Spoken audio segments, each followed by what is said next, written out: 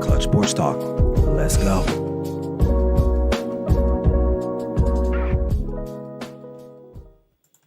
Hey, good morning, everyone. What's up? It's me, your boy, Ryan Flowers, a.k.a. Clutch Sports Talk in the house. Hey, it's another edition. This is week 9 of the NFL, man. We got lots to talk about. I'm going to be talking about the biggest winners and losers from this past week's trade deadline. Also, my week 9 power ranking. Some things have changed a little bit, so we'll see if you guys agree with me. Also, we're going to jump into my week 9 predictions as well, and we're going to finish that up today with my clutch picks of the week. I did pretty good last week, 3-1. Those damn Jets let me down. But hey, sit back and relax and enjoy the show. This is Clutch Sports Talk NFL Sunday morning with me, Ryan Flowers. Let's go.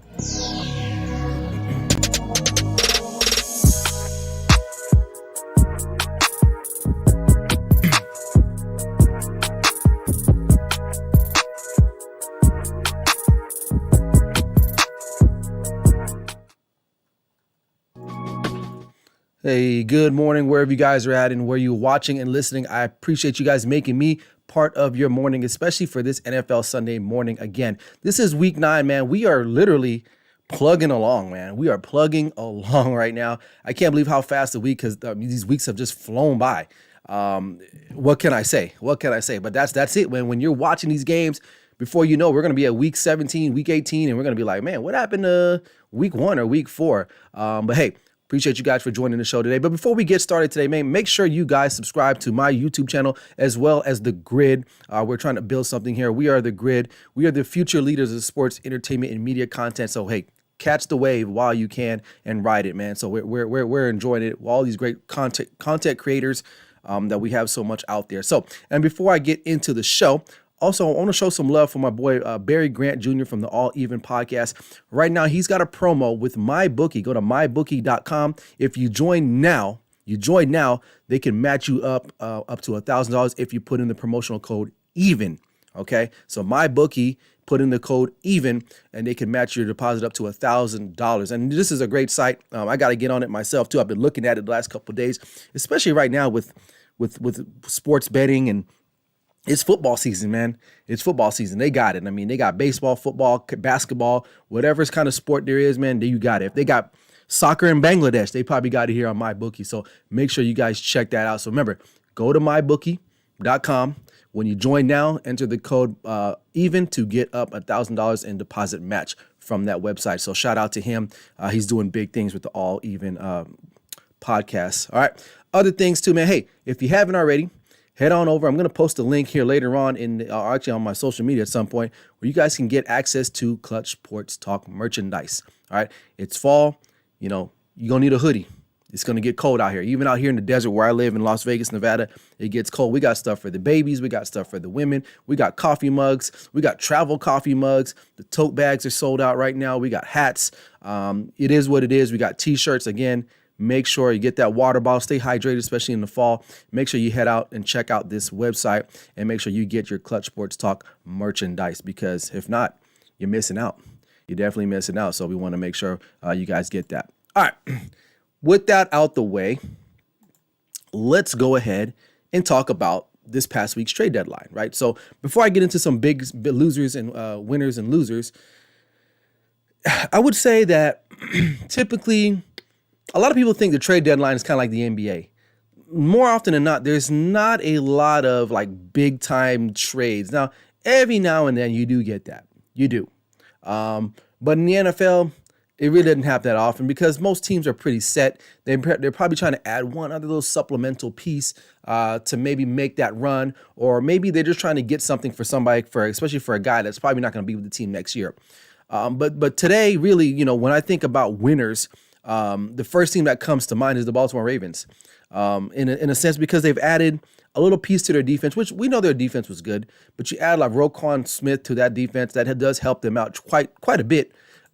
Just because, listen, I know they don't have a wide receiver and they probably need to push for a wide receiver, but maybe what they were offering up there, people weren't just trying to taking a bite on that. So it is what it is. But I will say for the most part, the Roquan Smith is not a bad signing. Their defense just got better and got younger too on that same note. Just because, listen, Roquan Smith is still a very, very good player.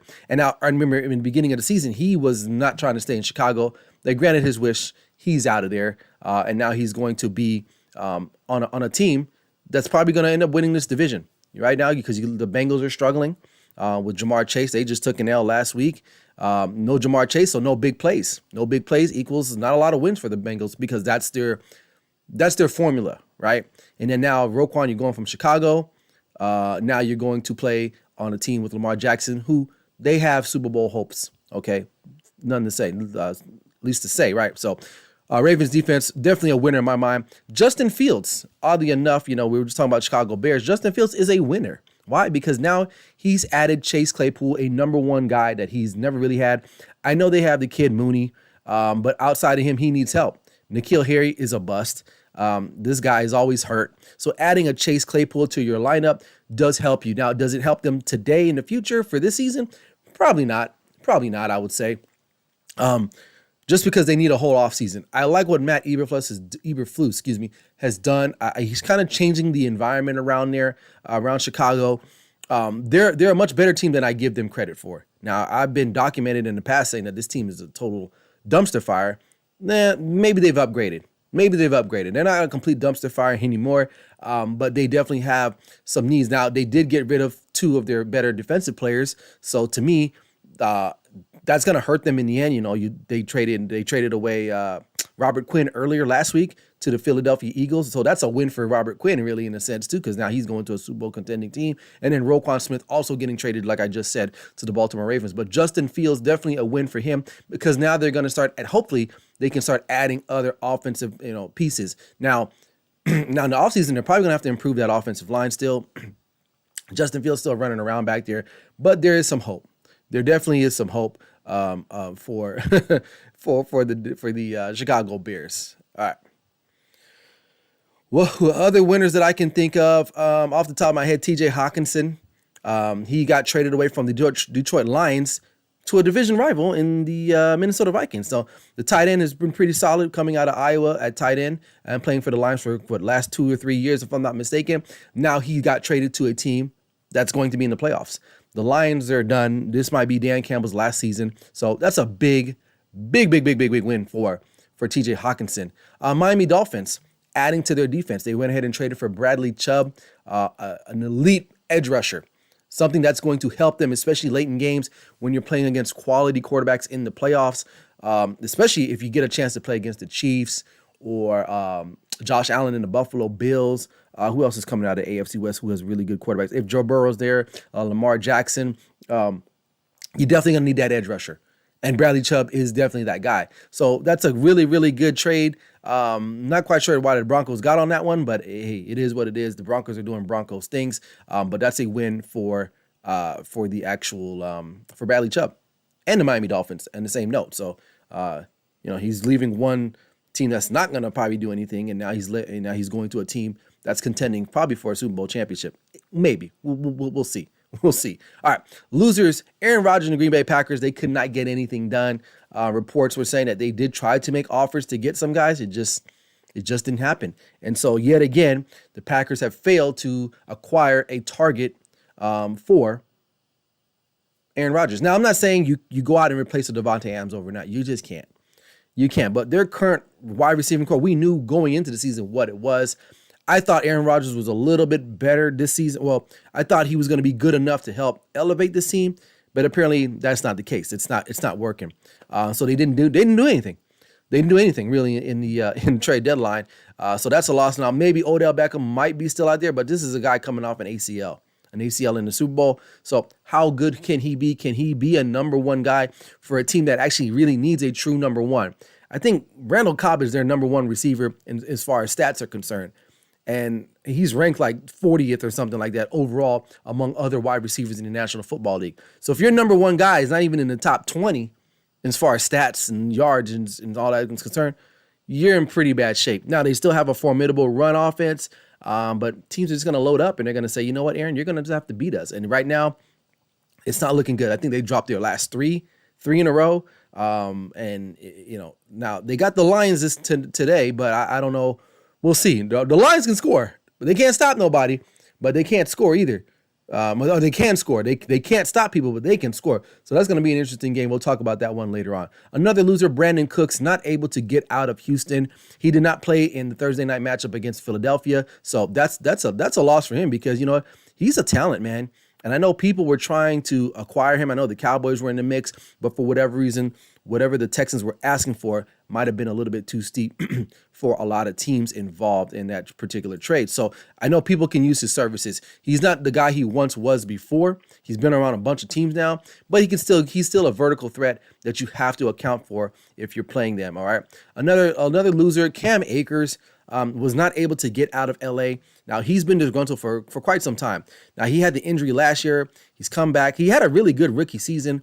Not sure what the disconnect for him is in LA, but they were not able to trade him. So now he's stuck there unless they release him. But now that's a loser for him because he's somewhere where he doesn't want to be, and I don't know if you ever felt like that before. Have you ever been somewhere you don't want to be? It's not a good feeling, especially like in your job, right? Knowing you got to go there every day. And you don't like anything about that situation at all. Maybe you don't like your boss. Maybe you don't like your coworkers. Maybe you don't like the cafeteria food. Whatever the case may be, that's what Cam Akers is dealing with right now. So, it is what it is. He's still getting paid, but he's a loser in my mind because he could not get out of LA and force a trade.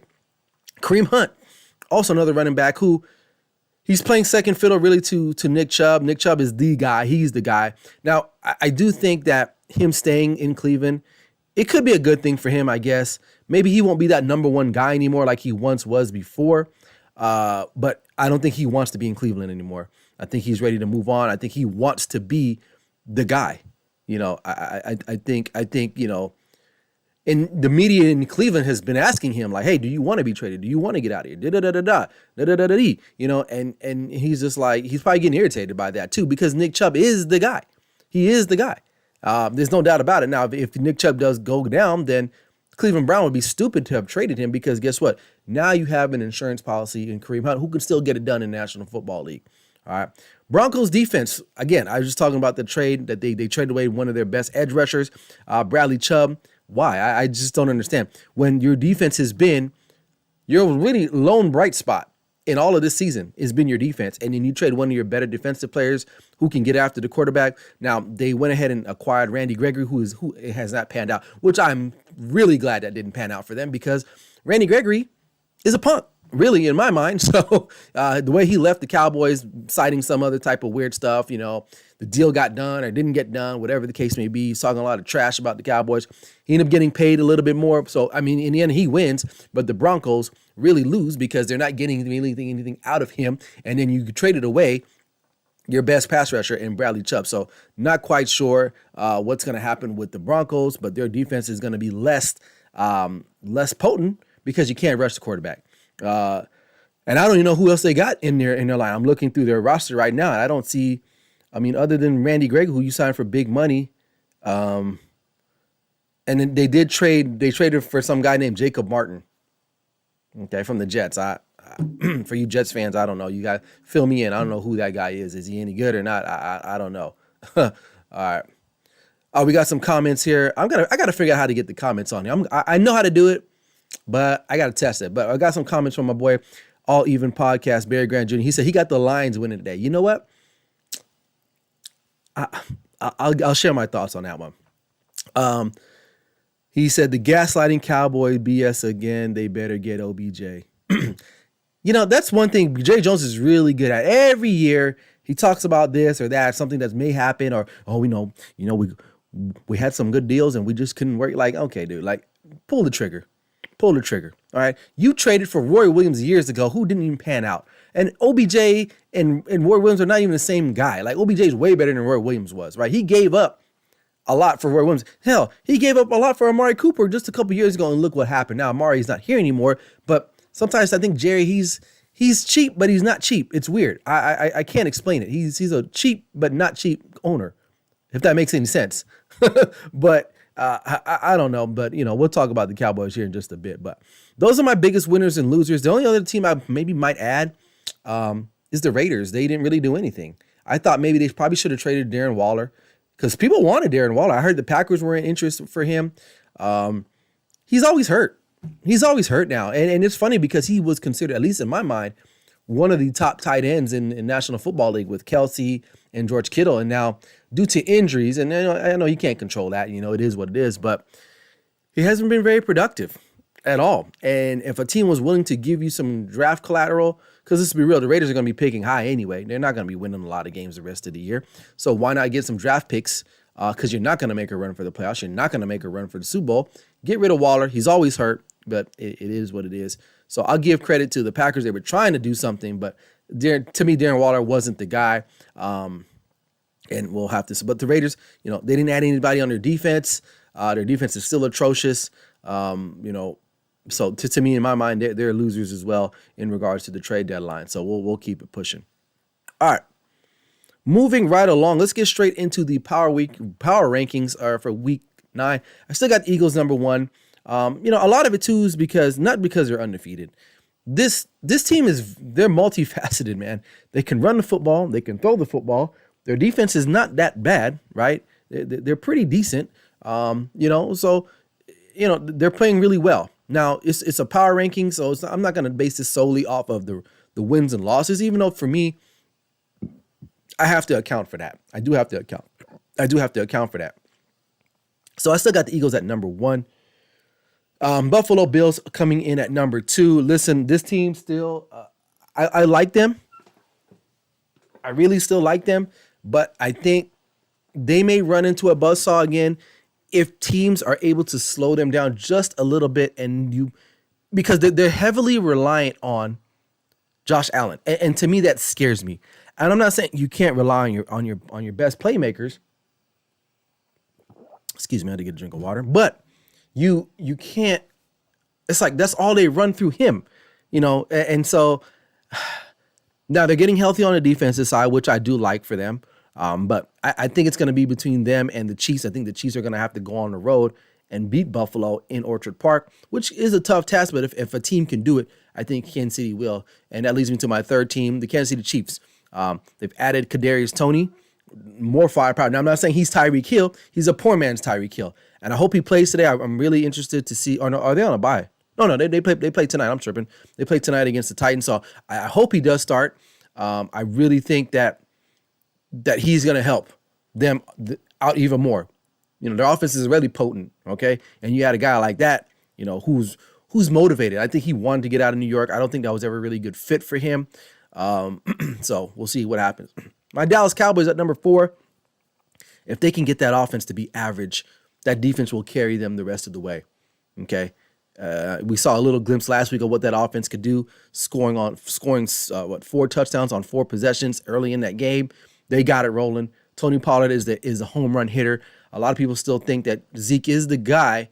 I think he's important for us, but Tony Pollard is definitely where we're going to get a lot of points from because he's a home run threat anytime he touches that ball. Zeke used to be that. He's not anymore, but I still got the Cowboys at number 4 just because that defense is very elite in the way they get after the ball, they get after the ball and the way they get after the quarterback. You got to be nervous if you're an opposing quarterback playing Dallas now because that defense is coming.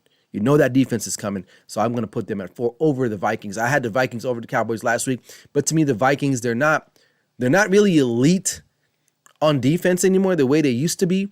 And their offense, I think, sometimes can be a little stagnant. A lot of it is Justin Jefferson. They're really not running the ball the way they used to run the ball, especially when Mike Zimmer was there. So I have the Cowboys. Now, these two teams will meet here shortly, I believe, in the next couple of weeks or so. So we'll see what happens, but I still like the Cowboys over them and the Vikings at 5. All right. Number 6, the San Francisco 49ers are steadily climbing up. Now, they had some tough losses. They had Atlanta a couple weeks ago. They lost at home to Kansas City, but then they followed up with a road win. Well, is it a road win? They went to SoFi Stadium and beat the Rams. This team is going to get it going, man. I keep telling people this. Listen, this team's going to get it going, man. And you don't want to be around that. They added Christian McCaffrey before the trade deadline, so they're another winner. So I really like this team. The Giants, I'll keep them up there because their defense is really good too, man. I ain't gonna lie, their defense is really, really good, and they'll muddle up the game. That's what they're gonna do because their defense is so solid and so strong. I'm going to keep them up there for maybe a week or two and see what happens. Now, their competition should get a little bit stiffer, so we'll see what happens with them, but I'll keep them up there. The Miami Dolphins, getting Tua back and healthy. You added Bradley Chubb. You might see them start to climb again up the power rankings as well, because that offense is electric. Okay, they can score at will when they need to. It's a track meet. You got Waddle out there. You got Mostert. You got Tyreek Hill. You got Mike Gesicki running down the middle, from tight end. So they got some guys out there that I really, really like, and that defense is not bad too. Like I said, adding Bradley Chubb. Baltimore Ravens, keeping them in the top 10. They added Roquan Smith, another defensive player that they needed. Now, they didn't really get better on offense, but everything runs through Lamar Jackson. Everyone knows that. Everybody knows that. So they can be beaten, difference, and they're kind of like the Bills in the sense that they're heavily reliant on their quarterback. Now the difference is that Lamar Jackson makes a lot of mistakes sometimes.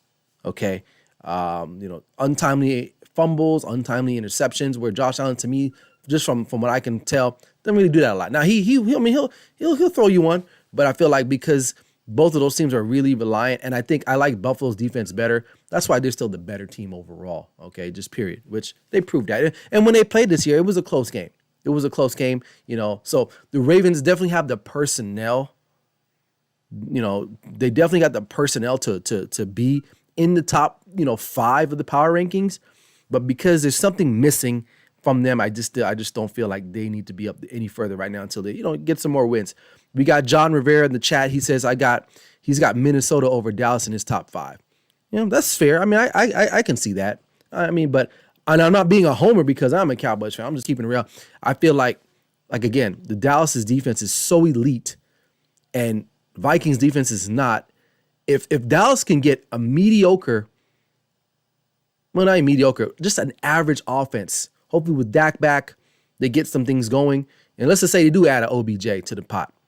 That offense should be all right.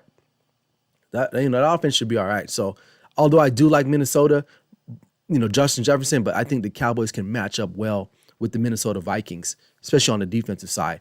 And because the Vikings defense ain't that good, I think the Cowboys can get something going. Hell, they lost to Cooper Rush last year, and they had all their starters. So I'm just kind of using that as a benchmark there. All right, and rounding up the top 10, the Bengals, they're hanging on by a thread. They're going to be out with Jamar Chase for a couple more weeks, so they may start sliding a lot more, and they might be out of the top 10 because literally they don't have any deep plays anymore, and that's how they win. When they went on that Super Bowl run, they were making a lot of big plays down the field. Why? Because Jamar Chase was the catalyst for that. Now they still have some other dudes out there, but if they start getting behind, you can't run the ball with Joe Mixon, right? Who is a really good player. So who else? What else you gonna do? T. Higgins is nice. Your tight end's okay, but Jamar Chase is that playmaker. He's that big play threat guy that they definitely need. So, they lost last week to the Browns. All right. Was it Monday Night Football? It didn't look good. Did not look good. The Browns did whatever they wanted to do to them. All right, and they fell behind and they just couldn't catch up. Honorable mention, Seattle Seahawks. I think they're pushing, they're climbing, even though I know they beat the Giants. I still think that I'm going to ride them a little bit more. I like what they're doing. Their defense is getting a little bit better. I felt like last week they did get help from the Giants special teams to help them stay in that game and even win that game. So there's still some things they need to clean up, but Geno Smith definitely comeback player of the year, in my opinion. I really feel like, and I should have done maybe next week I'll do the half of the year, awards or something like that. Maybe I'll do that next week. Or maybe tonight. Maybe if I do After Dark tonight, I'll do that tonight. But anyway, Seattle Seahawks, Chargers, I'm going to keep them in for 1 week.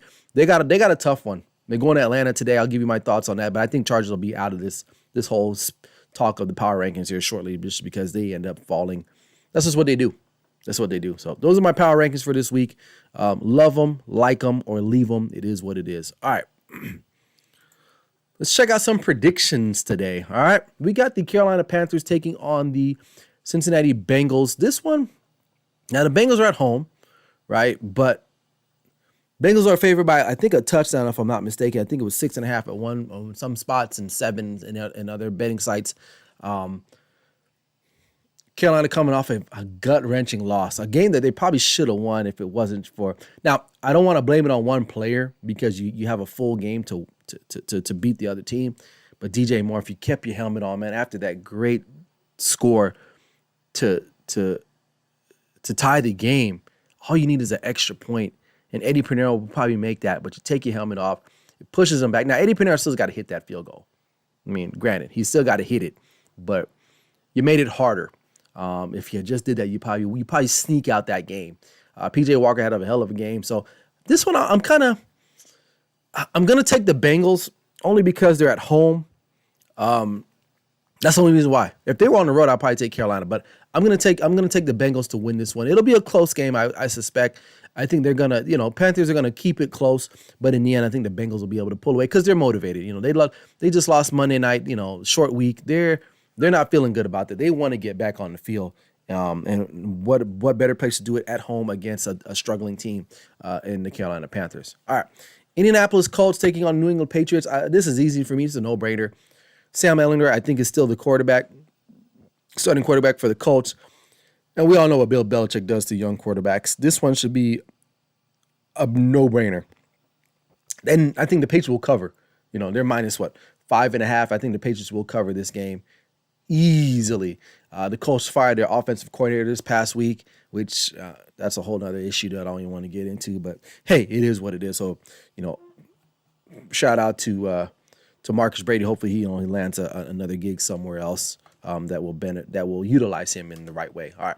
But anyway, Miami Dolphins taking on the Chicago Bears. This is minus 4.5. I think. And now, I don't know what the weather is in Chicago, but this is a good test for a warm weather team like Miami going into a cold environment. I'm still going to take the Dolphins. I mean, yeah, I'm going to take the Dolphins. I don't even know what I was even thinking about that, but I think the Dolphins should cover. They should cover.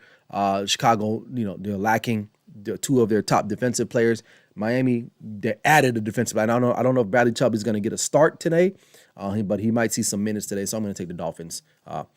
Now, this game is interesting. The Minnesota Vikings taking on the Washington Commanders. Commanders, for what it's worth, they may not be a totally really, really good team, but they're scrappy, man. This is a tough game. I would say if you're a Minnesota fan, you got to be careful. You got to be careful, right? Because I believe next week you do play the Cowboys, if I'm not mistaken. So this could be one of those trap games, and I'm pulling up their schedule right now. And no, we got Buffalo. So you could be looking ahead, So and the Commanders at home are pretty good. I mean, they're hard to beat right now. The Vikings are riding this a 5-game winning streak. But you know what? Today I'm gonna go with the Commanders, man. I like Taylor Heineke. I just like them for some reason in this game. And it's close. It's -3. If the Vikings were really that good, this game would not be -3. So Vegas knows what they're talking about. So I'm definitely going to take the home underdog in this one. If I did take them, I'll probably take them a +3, just because if they do win, you still win. I think it'll be a close game, but I think the Commanders can get the job done, man. I ain't even gonna front. I think they can get the job done, and I'm not even trying to hate on the Minnesota Vikings, but this is a tight game. This will be a tight game, I think, and the Commanders can get it done. And Taylor Heinicke, man, for what it's worth, really clutch last week. And that come from behind win against Indianapolis. But I got a good feeling about the Washington Commanders. Even though I shouldn't be picking them because they're my natural enemy in the NFC East. But I'm keeping it real. I'm keeping it objective here, and I'm gonna take the Commanders. All right, we got the San Diego Chargers. I'm not San Diego Chargers. LA Chargers taking on the Atlanta Falcons. I like the Falcons. In this one. They play hard. They're the cardiac kids of the National Football League. They find ways to, you'll be watching, I'll look at the ticker down when I'm watching the red zone, and I'll see, they're up by 17 points with like 5 minutes left, or they're down 17 points with 5 minutes left. And then next thing you know, you're like, wait a minute, this is a 1-point game with like 40 seconds left. That's just the Falcons, man. That's just the Falcons. And that's how they do it. Now, this game is -3 again for the road. Oh, no. The Chargers are favorite, -3. So I'm willing to take the home underdog in this one too, just because I like. Now, Keenan Allen, I think, is back today, which should help the Chargers. But their coach is an idiot, straight up. So I really feel like, and I'm not saying the Chargers are a bad team. That's the crazy thing about it. They're not a bad team. They've always had really solid talent. I just don't understand why they can't get out of their way. But for some reason, I just got a feeling the Falcons are going to take the dub today. So I'm going to pick them to win this game. All right. Buffalo Bills taking on the Jets, who I'm not ever picking in the clutch picks ever again. They let me down twice in spots where I thought it was pretty much a layup for them or a slam dunk. They didn't get it done. Bills are going to run over them. Straight up. Zach Wilson, he's got to play better. He's last week he was doing stuff that high school freshman quarterbacks doing, throwing off the back foot, throwing the ball up. You're a number 1, number 2 pick in the National Football League draft. Come on, man. You can't do that.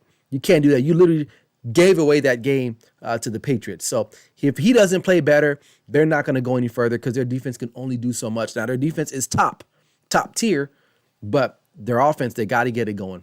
And it starts with Zach Wilson. I got Buffalo winning. And I don't know if covering, but definitely I can see this game. For sure, Buffalo win by a touchdown. So if I were to bet this game, I'd probably be inclined to do Jets +11 because I think they'll cover that. But definitely Bills will win this game. All right, my next game, Jacksonville Jaguars at home taking on the Raiders. Another game that I'm going to pick the home underdog. Now, this game is at -2.5 for the Raiders. I took this bet. I took the +1.5 when it was available to me for the Jacksonville Jaguars. I think the Jacksonville Jaguars will win this game. The Raiders are struggling. They're struggling now. They're playing back-to-back road games. They have not flown home. They stayed out on that coast after losing to the Saints last week. They stayed out there on that side of the country. Now, this they could be tired. You're coming off a two-game road trip. Jacksonville is formidable. Now, they still haven't found ways to win yet, but they're formidable. And Raiders defense ain't good at all. So they didn't score any points last week. The Saints pretty much drummed them. I think they'll get on the board today for sure. This will be a back-and-forth game, but I'm going to go with the home underdog, and I'm going to take the Jacksonville Jaguars to win this game. All right. The Detroit Lions taking on the Packers. The Lions are at home. We got Barry Grant says, Wilson is bad. Yeah. Talking about Jack Wilson. Yeah, he's going to be one of those guys that he looks the part, but I don't think he was going to get it done, man. I just don't see it. And they've put they got really decent talent around him. You have Garrett Wilson, the wide receiver. They had Breece Hall. He got hurt. I get it. You traded for James Robinson. They're not too shabby. He's got to play better. But anyway, Detroit Lions taking on the Packers at home. I think the Packers are going to drop another one, man. I think the Lions, they're going to just outscore them. Now, what's going to happen, I think, is the Packers are a really good first half team. They're just really good. On script, Matt LaFleur, one of the best coaches in the National Football League. On script. And if you don't know what I mean by on script is, for the most part, most coaches have a script.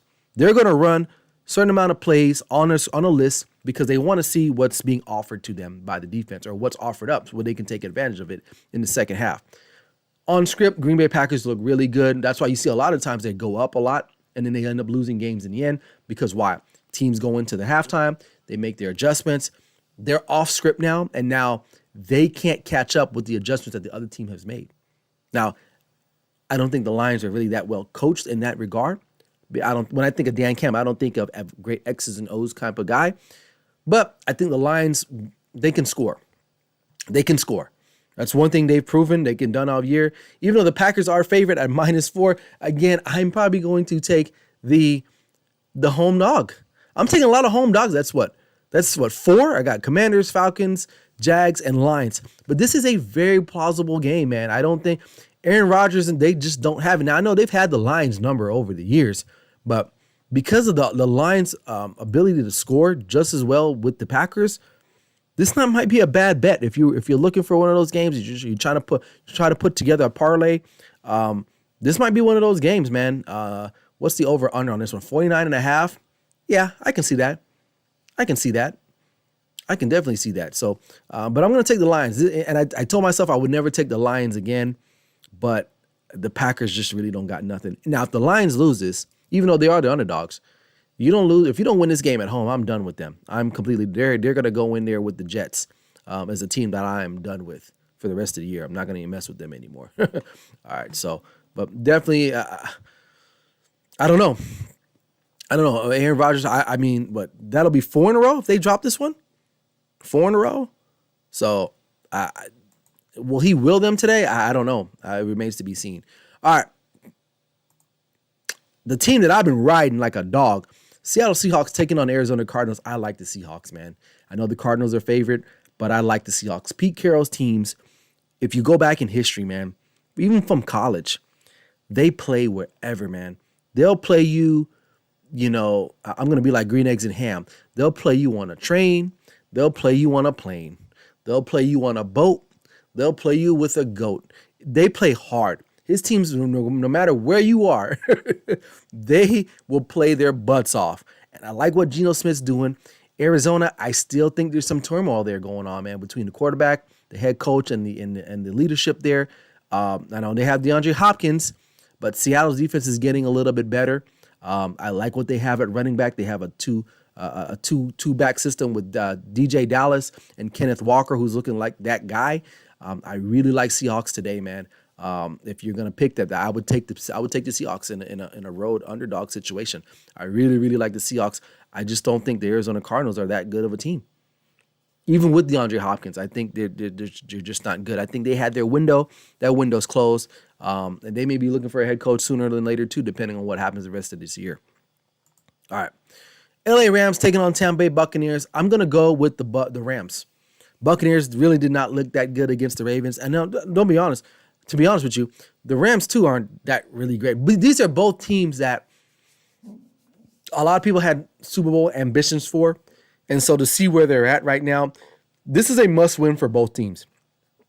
Must win. Now, the Rams got the best of the Buccaneers last year in the playoffs. I believe it was was it the divisional round? Or was it the conference championship? Might have been conference championship. I forgot. But listen.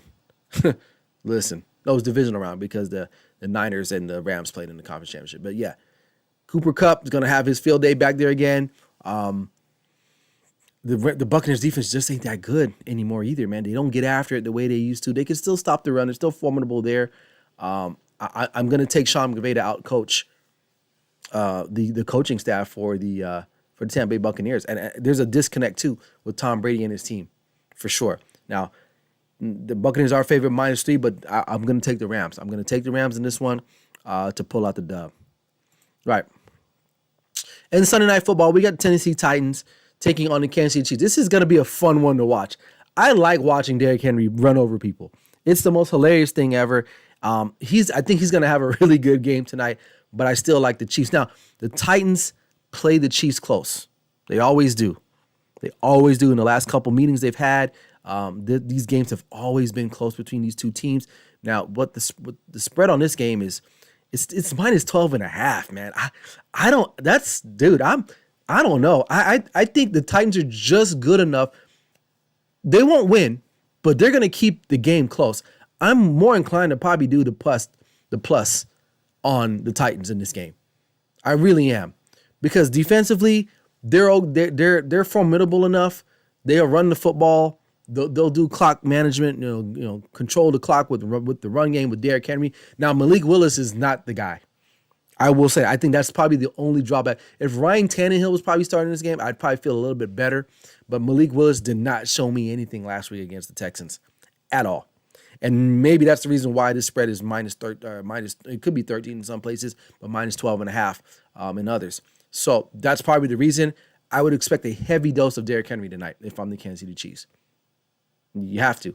So I think the Titans will still cover, but they're not going to win. The Chiefs should definitely win this game by at least a touchdown, or at least by 10 points for sure. For sure.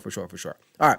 And Monday night, we got the Baltimore Ravens taking on the Saints. This is a good one, too. I like watching. So for some reason, watching the Saints on Monday night in prime time, it hits right.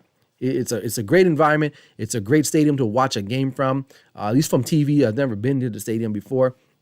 My mother-in-law was a huge Saints fan, so she loves her Saints. So I'm gonna go with the Saints today. I'm gonna go with the Saints for Monday Night Football. But I believe the Ravens are favored. But I like the home. I like the home dogs this week, man. If you get the trend, I like the home dogs. I think the Saints have something to prove.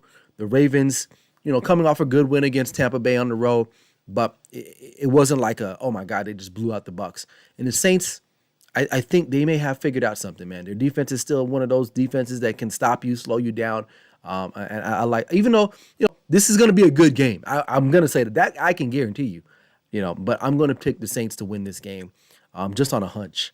So that's it for week 9. But let me give you guys my picks real quick. I'm going to stick with the Seattle Seahawks, man.